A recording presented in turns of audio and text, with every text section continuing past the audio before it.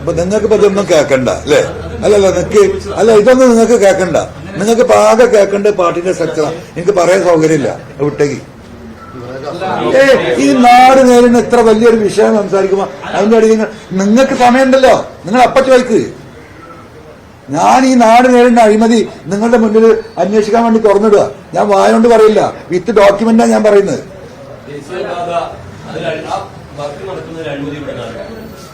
ഇതൊന്നും അഴിമതിയല്ലേ പ്രശാന്ത്? അഴിമതി പല രൂപത്തിലല്ലേ? റവന്യൂ വകുപ്പ് അല്ലാതെ പാറ പൊട്ടിക്കണ റവന്യൂ വകുപ്പ് അല്ല കൊടുക്കുന്നത്.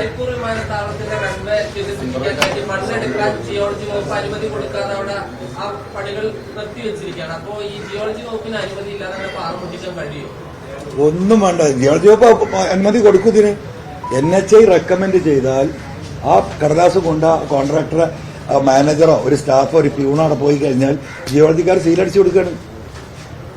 ഞാനിപ്പോ തരാം, ഈ പ്രസ് കോൺഫറൻസ് കഴിഞ്ഞ് ഞാൻ താരം തരാം, നിങ്ങൾ കൊടുത്തോ.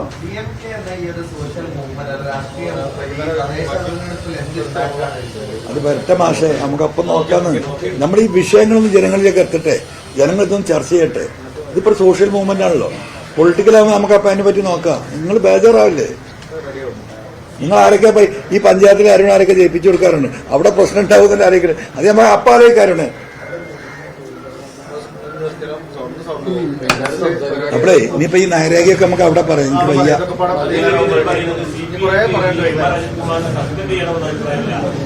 അങ്ങനെ ഒരു മിനിറ്റ് നിങ്ങൾ മിണ്ടല്ലേ, നിങ്ങൾ അങ്ങനെ ഇടപെടല്ലേ? അതാണ് നെക്സസ്. ഈ നാട്ടിലെ എഴുത്തും വായനയും അറിയാത്ത സാധാരണക്കാരും കൂടി ഇത് മനസ്സിലാക്കണം. ഈ കസാലക്കളിയിൽ ആ ചങ്ങാതിനെ അപ്പുറത്തേക്ക് മാറ്റിയിരുത്തിയാൽ പോരാന്നുള്ളത്. അപ്പൊ എന്താ ഇവർക്കൊരു മനംമാറ്റം? ഇതിപ്പോ ഇന്നെന്തായാലും മാറ്റുകയാളെ ആരെ? അജിത് കുമാറിനെ ഇന്ന് നമ്മൾ യോഗം തുടങ്ങുന്നതിന് മുമ്പായിട്ട് ഇപ്പൊ തന്നെ ഓർഡർ ഒന്നും ഇല്ല. അയാളെ മാറ്റിയിട്ട് എന്താ കാര്യം? എന്ത് കാര്യം? ഈ പറയുന്ന വിജിലൻസ്, ഈ പറയുന്ന SSB, ഈ പറയുന്ന ക്രൈംബ്രാഞ്ച്, ഈ പറയുന്ന സ്പെഷ്യൽ ബ്രാഞ്ച്, ഇതെല്ലാം നിയന്ത്രിക്കുന്ന ഇയാളല്ലേ ഈ അജിത് കുമാർ മൂക്കുന്ന ചൂള ഉണ്ടാന്ന് പറഞ്ഞാൽ ചൂള ഇടാൻ ശേഷിയില്ല. ഏത് ADGP ആണ് ഇന്നുള്ളത്? ഇപ്പൊ എവിടെ ഗവൺമെന്റ് കുടുങ്ങി കിടക്കുന്നത്? ആ DGP എന്താ പറയാ, ഒന്ന് വരണത്ത് വെച്ച് കാണാൻ വെച്ചിട്ട് അദ്ദേഹത്തിന്റെ ബോധ്യങ്ങൾ കുറച്ച് സൂചിപ്പിച്ചിട്ടുണ്ട്. അവിടെ ഗവൺമെന്റ് കുടുങ്ങി കിടക്കുന്നത്. മുഖ്യമന്ത്രിയുടെ ഓഫീസ് എന്താ പ്രതീക്ഷിച്ചിരുന്നത്? അജിത് കുമാർ ഇതിൽ നേരിട്ടില്ല, പങ്കില്ല എന്നാണ് റിപ്പോർട്ട് കൊടുക്കുന്നത്. കാരണം ഇത്ര സമ്മർദ്ദം ചെലുത്തില്ലേ?